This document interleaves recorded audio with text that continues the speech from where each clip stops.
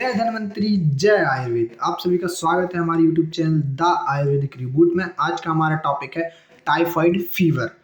तो इसमें हम अपने इंडेक्स देख लेते हैं। इसमें हम क्या क्या पढ़ने वाले हैं। Introduction, pathology, sign and symptom, diagnosis, treatment and prevention. तो सबसे पहले आते हैं इंट्रोडक्शन पे। Typhoid is also known as enteric fever. इसको मोतीझरा के नाम से भी जाना जा सकता है और एक मियादो बुखार के नाम से भी जाना जाता है। caused by Salmonella typhi and Salmonella paratyphi A, V and C। ये एक ग्राम नेगेटिव बैक्टीरिया होता है found in intestine of human, animal and arthropods. अगर इसकी वर्ल्ड वाइड सीवियरिटी की बात करी जाए तो हमें 15 से 13 मिलियन केसेस एनुअली देखने को मिलते हैं और जिनमें से 0.5 मिलियन पर ईयर डेथ हो जाती है। अब इसका ट्रांसमिशन देखते हैं कि ये ट्रांसमिटेड कैसा होता है। तो ट्रांसमिटेड फ्रॉम फीको ओरल रूट के द्वारा होता है, कंटामिनेटेड वाटर एंड फूड से होता है और डायरेक्टेड पर्सन टू पर्सन के कांटेक्ट में आने से होता है या किसी इन्फेक्टेड पर्सन के कांटेक्ट में आने से ट्रांसमिटेड होता है। अब आती है इसकी पैथोलॉजी या पैथोफिजियोलॉजी देख लेते हैं कि साइज ऑफ इन्फेक्शन, जो मतलब कि ह्यूमन बॉडी में जो टाइफाइड या पैराटाइफी का जब सिम्टम्स आते हैं वो कब आते हैं, जब साल्मोनेला टाइफी जो बैक्टीरिया रहता है उसकी जो साइज होती है 10⁻⁷, यानी जो ऑर्गेनिज्म होते हैं उनकी जो क्वांटिटी होती है 10⁻⁷ पहुंच जाती है, तब टाइफाइड फीवर के सिम्टम्स आने चालू हो जाते हैं। इसकी पैथोजेनेसिस देख लेते हैं। इंजेक्शन ऑफ साल्मोनेला टाइफी, किसी भी फीकल ओरल या किसी भी कंटामिनेटेड फूड के द्वारा जब हम साल्मोनेला टाइफी का कंजेशन कर लेते हैं तो वो स्टमक में जाता है। अब स्टमक में जो 1.5 pH रहता है वो भी साल्मोनेला टाइफी के लिए किल करने में सक्षम नहीं होता है, इसलिए वो वहाँ से कहाँ जाता है, मीजेंट्रिक लिम्फ नोड के पास। वहाँ जाकर उनमें अपने मल्टीप्लाई करता है अपनी संख्या को और फिर वहाँ से अपने ब्लड लाइन में आता है। अब जो ब्लड लाइन में आता है ना, सर्कुलेशन के थ्रू कहाँ जाता है, liver, spleen and gall bladder में। उसके बाद जब इसका इन्फेक्शन और बॉडी में इंक्रीज होता है तो ये कहाँ जाता है, पियर्स पैचेस का परफोरेशन करता है। जब परफोरेशन ऑफ पियर पैचेस होता है तो फिर ये दोबारा कांटेक्ट में आता है ब्लड लाइन में, और जैसे ये ब्लड लाइन में दोबारा कांटेक्ट में आता है तो हमें सिम्टम्स ऑफ एंटेरिक फीवर देखने को मिलता है। ठीक है, क्लियर है यहाँ तक। जब ये फर्स्ट टाइम ब्लड लाइन में कांटेक्ट में आया था तो इसको क्या बोलते थे, ये क्या कॉज करता है, प्राइमरी बैक्टीरियमिया कॉज करता है। ठीक है, कुछ इंपॉर्टेंट पॉइंट है वो देख लेते हैं। इसके अलावा क्या ऐसे फैक्टर हैं जो टाइफाइड फीवर को कॉज करने के लिए और ज़्यादा ज़रूरी है, या फिर ऐसे फैक्टर जिनमें टाइफाइड फीवर जनरली कॉज होता है। तो देखें, डाइल्यूशन गैस्ट्रिक एसिड, यानी जो भी पेशेंट या जो भी ऐसे पर्सन जो लॉन्ग ड्यूरेशन तक एंटा एसिड या एसिड जो सप्लिसेंट ड्रग रहते हैं वो लंबे टाइम तक यूज़ करते हैं तो उनमें टाइफाइड फीवर होने के चांसेस ज़्यादा रहते हैं। इसका इंक्यूबेशन जो पीरियड रहता है वो 7 to 14 डेज रहता है। ठीक है, यहाँ पे अपना पैथोजेनेसिस कंप्लीट। नेक्स्ट पॉइंट आते हैं सिम्टम्स ऑफ टाइफाइड फीवर। अब देखते हैं इसके सिम्टम्स। हाई फीवर देखने को मिलता है, chill, headache, weakness, stomach pain, diarrhoea and constipation, loss of appetite and constipation, rashes देखने को मिल सकते हैं एंड कफ। जब टाइफाइड फीवर की सीवियरिटी बढ़ जाती है तो हमें क्या क्या कॉम्प्लिकेशन देखने को मिलते हैं, severe stomach pain, swollen stomach, damage and bleeding of stomach. अब अदर बॉडी पार्ट में इन्फेक्शन हो सकता है, सेप्सिस फॉर्म कर सकता है ये, और मेंटल स्टेटस को चेंज कर सकता है। क्लिनिकल प्रेजेंटेशन देख लेते हैं। ये नॉर्मल साइंस एंड सिम्टम्स हो गए टाइफाइड फीवर के। क्लिनिकल प्रेजेंटेशन में देखते हैं जो टाइफाइड फीवर होता है वो 3 फेज फॉलो करता है, मतलब first week, second week and third week में इसके अलग अलग साइन एंड सिम्टम्स देखने को मिलते हैं। तो फर्स्ट वीक में क्या क्या देखने को मिलेगा, टेम्परेचर राइज होगा ग्रेजुअली, उसके बाद रिलेटिव ब्रैकिकार्डिया मिलेगा। रिलेटिव ब्रैकिकार्डिया मतलब क्या होता है, जनरली क्या होता है, जब बॉडी का टेम्परेचर राइज होता है तो हमारी पल्स रेट इंक्रीज होती है, लेकिन टाइफाइड फीवर में उल्टा होता है। जब बॉडी का टेम्परेचर राइज होता है यानी 1 डिग्री राइज होगा तो पल्स रेट डाउन होगी 10 बीट्स पर मिनट। ठीक है, आइए अपन ने देख लिया है कि कॉन्स्टिपेशन एंड डायरिया मिलता है। इसमें पी सूप डायरिया की पेशेंट शिकायत लेके आता है अपने पास, और हेडेक देखने को मिल सकता है। अब जाते हैं सेकंड वीक पे। जो सेकंड फेज होता है या सेकंड वीक होता है उसमें क्या देखने को मिलता है, परसिस्टेंट फीवर देखने को मिलता है, यानी फीवर जो है कंटिन्यूस रहेगा। उसके बाद step ladder fever. Step ladder fever का मतलब होता है कि दिन के शुरुआत में यानी एट अ मॉर्निंग टाइम में फीवर कम रहेगा, जैसे जैसे दिन या सनराइज होते जाएगा वैसे वैसे फीवर की सीवियरिटी बढ़ती जाएगी और रात में फीवर अपने पीक पे रहेगा। और जैसे ही मॉर्निंग होगी तो पेशेंट फिर से फीवर को थोड़ा कम लगेगा, उसको फीवर काफ़ी कम लगने लगेगा मॉर्निंग टाइम में, लेकिन दिन के और रात के टाइम में जो फीवर रहेगा वो काफ़ी हाई रहेगा।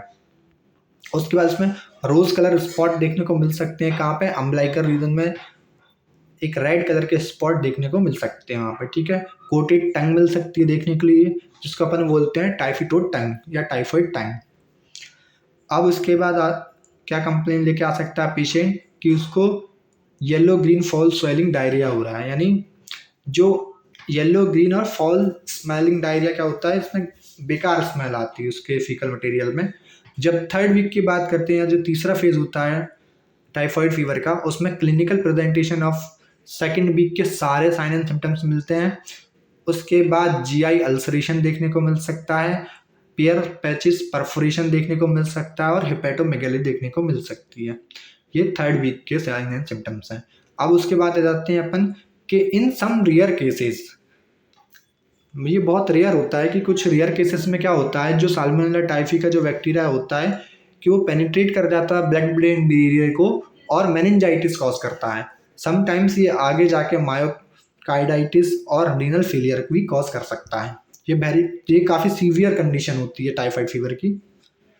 अब आ जाते हैं अपन इसकी डायग्नोसिस पे कि हम इसको कैसे डायग्नोसिस करेंगे। सबसे पहले ब्लड कल्चर आता है, stool culture and bone marrow culture.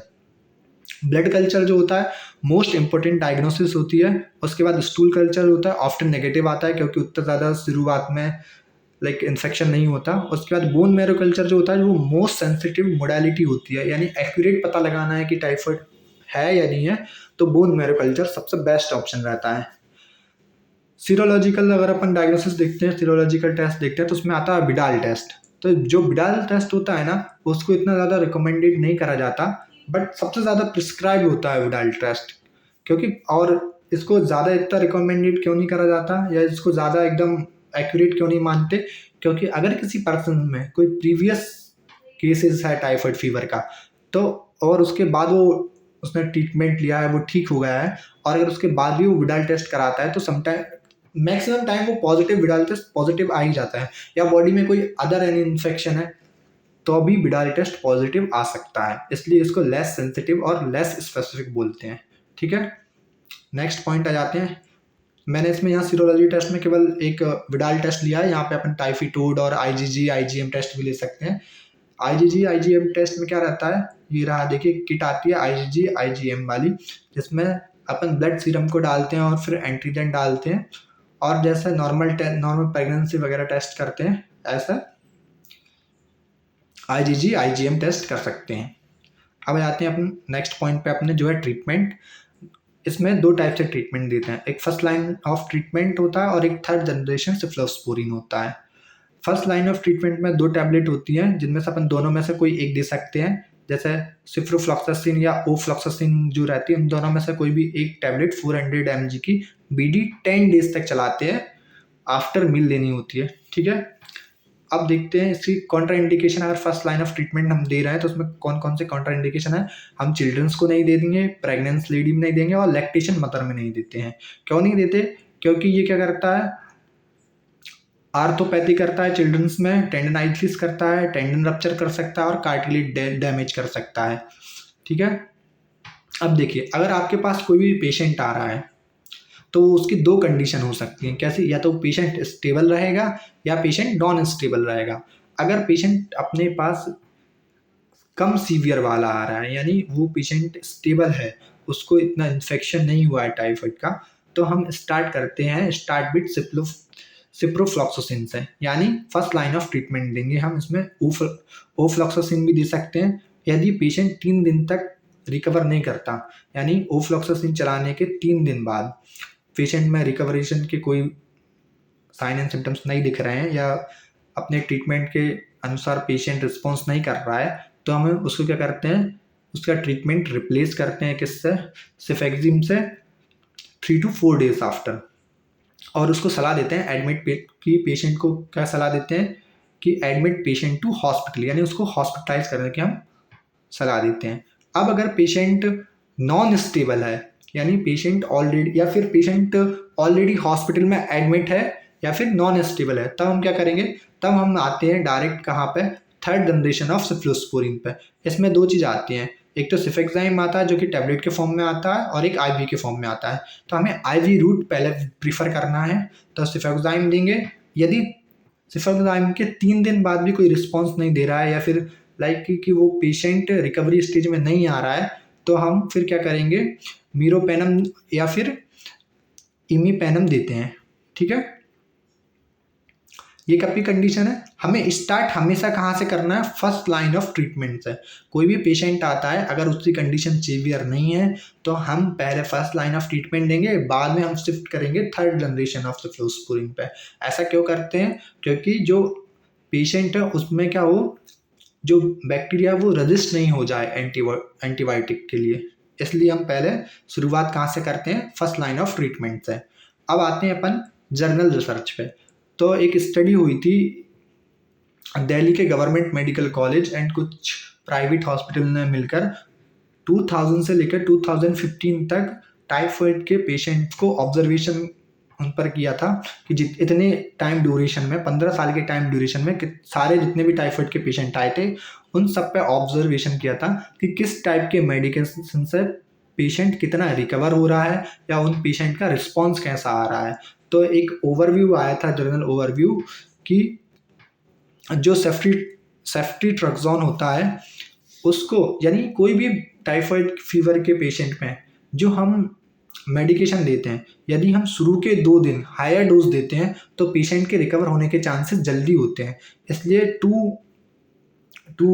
2 gram IV BD4 2 days देते हैं, एंड उसके बाद 1 ग्राम IV BD4 8 डेज तक देते हैं। यानी टोटल जो ट्रीटमेंट ड्यूरेशन होती है वो 10 डेज की रहती है, जिसमें शुरू के 2 दिन हमें हाई डोज देना रहता है और बाकी 8 दिन हमें नॉर्मल डोज देना होती है। इससे क्या होता है कि पेशेंट जल्दी रिकवर होता है। यहाँ पे हमारा टाइफाइड खत्म हो चुका है। हमने यहाँ पे क्या क्या देख लिया है, जर्नल रिसर्च भी देख लिया है जो कि एकदम प्रैक्टिकल है। उसके बाद हमने ये देख लिया कि अगर पेशेंट स्टेबल कंडीशन में आएगा और नॉन स्टेबल कंडीशन में आएगा तो हमें क्या करना है, और हमें हमेशा treatment first line of treatment यानी सिफ्रोफ्लॉक्सिन या फिर ओफ्लॉक्सासिन से ही स्टार्ट करना है, और किन में नहीं देना। काउंटर इंडिकेशन एंड इंडिकेशन सारी चीज़ें देख चुके हैं। यहाँ में हमारा टाइफाइड फीवर खत्म हो चुका है। Thank you.